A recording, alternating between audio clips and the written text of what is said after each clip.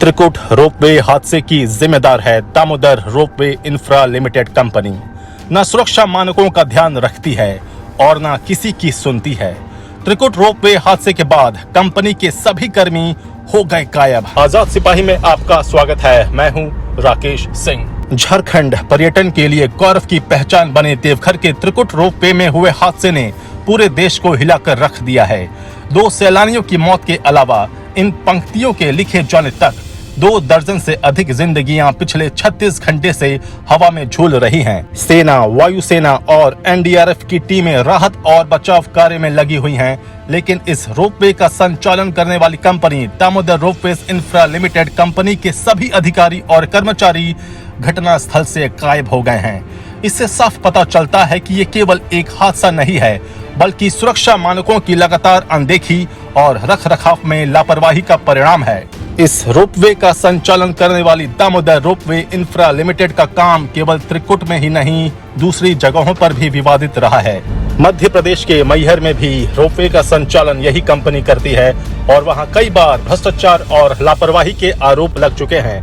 Trikut ropeway के संचालन में भी कई बार तकनीकी और प्रशासनिक गड़बड़ियों की बात सामने आई है, लेकिन कभी किसी ने इस कंपनी के खिलाफ कदम उठाने की हिम्मत नहीं दिखाई।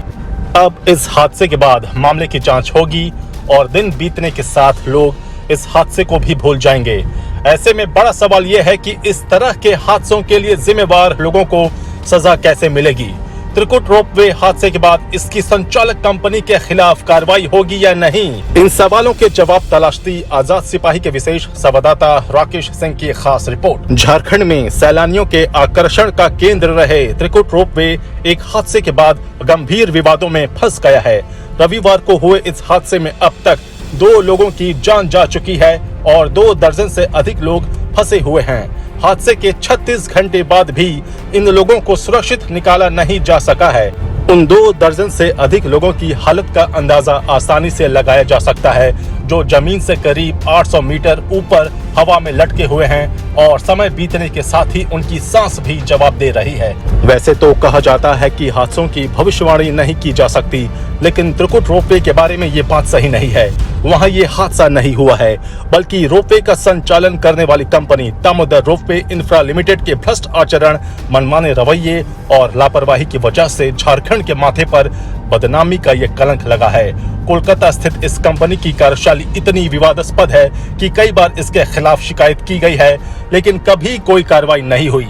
ये कंपनी देश के कई पर्यटक स्थलों पर रोपवे का संचालन करती है, लेकिन कहीं भी सुरक्षा मानकों का पालन नहीं किया जाता है। यहाँ तक कि यात्री रोपवे की सुरक्षा ऑडिट हर 3 महीने में कराने का प्रावधान है, लेकिन दामोदर कंपनी को इसकी भी परवाह नहीं है। त्रिकुट पहाड़ देवघर में सबसे रोमांचक पर्यटन स्थलों में से एक है। इस पहाड़ी की ऊंचाई समुद्र तल से 2470 फीट ऊपर है। ये देवघर शहर से लगभग 20 किलोमीटर की दूरी पर देवघर दुमका रोड पर मोहनपुर ब्लॉक में है। ये भारत का सबसे ऊंचा रोपवे है। त्रिकुट रोपवे जमीन से लगभग 1500 फीट की ऊंचाई पर है। त्रिकुट पहाड़ की तलहटी मयूराक्षी नदी से घिरी हुई है। इस रोपवे में पर्यटकों के लिए कुल 25 कैबिन उपलब्ध हैं, जिसमें प्रत्येक कैबिन में 4 लोग बैठ सकते हैं। रोपवे की क्षमता 500 लोग प्रति घंटे है। रोपवे की लंबाई लगभग 766 मीटर है। चोटी तक पहुंचने के लिए केवल 8 से 10 मिनट लगते हैं और इसका टिकट 130 रुपए है। रोपवे का समय नियमित रूप से सुबह 9 बजे से शाम 5 बजे तक है।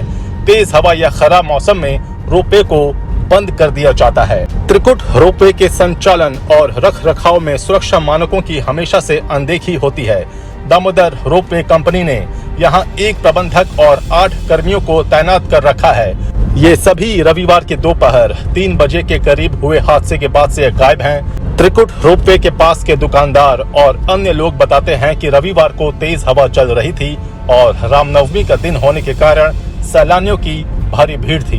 कंपनी के लोगों को कई बार चेताया गया कि तेज हवा चल रही है और पूरी क्षमता से रोपवे चलाने से गड़बड़ी की आशंका है, लेकिन इस पर ध्यान नहीं दिया गया और एक साथ सभी कैबिन को ऊपर भेजा जाने लगा, जबकि आमतौर पर ऊपर जाने और नीचे आने वाले कैबिनों की संख्या लगभग बराबर रखी जाती है। इस सुरक्षा मानक की अनदेखी का परिणाम ये हुआ कि एक साथ सभी कैबिन ऊपर जाने लगे और केबलों पर दबाव अचानक बढ़ गया, कर्मियों ने स्थिति को काबू में करने का प्रयास किया, लेकिन जल्दी ही उन्हें समझ में आ गया कि मामला गंभीर है। इसके बाद वे बिना किसी को कुछ बताए मौके से गायब हो गए। त्रिकुट रोपवे का संचालन Damodar ropeway infra limited company करती है।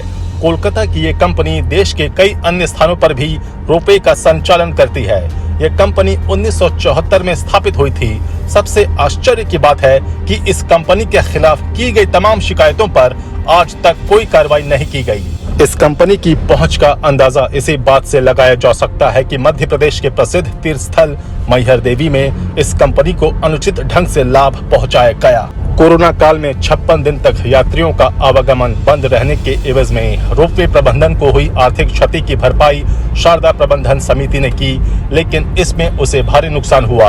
रोपवे प्रबंधन को 56 दिनों के नुकसान के एवज में 9 माह का एक्सटेंशन दे दिया गया, वो भी उस स्थिति में जब रोपवे प्रबंधन का एग्रीमेंट समाप्त होना था और इसके बाद समिति को होने वाले लाभ का 30% हिस्सा बढ़कर 70% होने वाला था।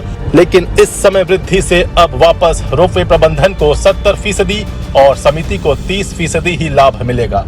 त्रिकुट रोपवे हादसे ने गंभीर प्रशासनिक लापरवाही भी उजागर की है। हादसे के कई घंटे बाद न तो स्थानीय प्रशासन को घटना की सूचना दी गई और न पुलिस को। राहत और बचाव का अभियान भी काफी देर से शुरू किया गया, लेकिन तब तक अंधेरा घिरने लगा था और एनडीआरएफ की टीम को अभियान रोकना पड़ा। सेना और वायुसेना ने दिन के उजाले में ही बचाव अभियान शुरू किया, जबकि प्रशासन यदि चाहता तो वो रोशनी आदि का प्रबंध किया जा सकता था। रोपवे संचालन करने वाली कंपनी की लापरवाही का आलम ये कि हादसे की बाबत उसका कोई भी अधिकारी किसी तरह की जानकारी से इनकार करता रहा। हादसे के 24 घंटे बाद भी कंपनी की तरफ से कोई बयान नहीं दिया गया है। गोड्डा के सांसद निशिकांत दुबे की तारीफ करनी चाहिए, जिन्होंने इस मामले में मानवता का परिचय देते हुए इस घटना के समय से ही वहां कैंप किए हुए हैं और केंद्र सरकार के संज्ञान में इस मामले को लाते हुए मदद और बचाव कार्य सुनिश्चित करवाया है। घायलों की सूची काफी बड़ी है। इसी सूची में एक 1.5 वर्षीय बच्ची को 45 से अधिक टांके लगे हैं और उसकी हालत नाजुक है। त्रिकुट रोपवे में हुए हादसे में एक 1.5 वर्षीय बच्ची गंभीर रूप से जख्मी हो गई है। घटना में बच्ची का जबड़ा पूरी तरह से उखड़ गया है। चेहरे पर चोट इतनी गंभीर है कि उसे 45 से ज्यादा टांके लगाए गए हैं। उसके चेहरे व जबड़े की सिलाई करने वाले ट्रेसर भी कांप उठे। उन लोगों ने बताया कि चोट इतना विभत्स था कि उसको स्टिच करने में पसीने छूट गए। वहीं त्रिकुट रोपवे हादसे में घायल हुए दरभंगा के लोहरिया सराय के रहने वाले बुजुर्ग रमन कुमार श्रीवास्तव ने बताया कि वे बड़े शौक से परिवार के साथ देवघर घूमने आए थे। मंदिर में पूजा अर्चना के बाद सपरिवार दोपहर बाद त्रिकुट पहुंचे, जहां धूप कम होने के बाद शाम के समय रोपवे में सवार होकर ऊपर गए। वापसी के क्रम में रोपवे दुर्घटनाग्रस्त हो गई। इस घटना में उनके सिर पर और बाह में चोट लगी। वहीं उनकी पत्नी सुधा रानी के कमर व पैर में अंदरूनी चोट लगी, जबकि पुत्री खुशबू रानी भी अपने बेटे के साथ आई थी। उसके दाहिने कंधे व रीढ़ की हड्डी में चोट लगी है। सदर अस्पताल के डॉक्टरों ने उन्हें देखने के बाद हॉस्पिटल में भर्ती तो कर लिया, लेकिन कहा भी कि जल्द यहां से इलाज के लिए बाहर जाना पड़ेगा। गिरिडीह निवासी गोविंद भोक्ता ने बताया कि रामनवमी पर्व पर पूजा अर्चना कर घूमने के लिए देवघर आए थे। त्रिकुट में रोपवे पर घूमने गए। इस दौरान ट्रॉली से नीचे उतरते समय रोपवे की ट्रॉली अचानक पलट गई। इसमें वे नीचे गिर गए। किसी तरह से स्थानीय लोगों ने उन्हें निकाला।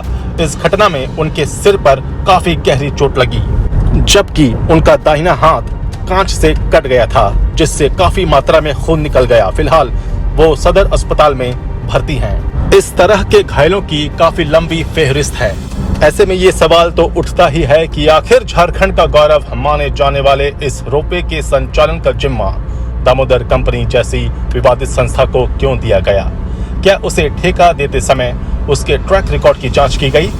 ये ऐसे सवाल हैं जो आने वाले दिनों में बड़ा मुद्दा बन सकते हैं। इसलिए अब इस विवादित और खतरनाक कंपनी को ऐसा कोई भी काम नहीं दिया जाना चाहिए। साथ ही उसके खिलाफ हत्या का मुकदमा दर्ज कर जिम्मेवार लोगों को शिकंजों के पीछे भेजना चाहिए।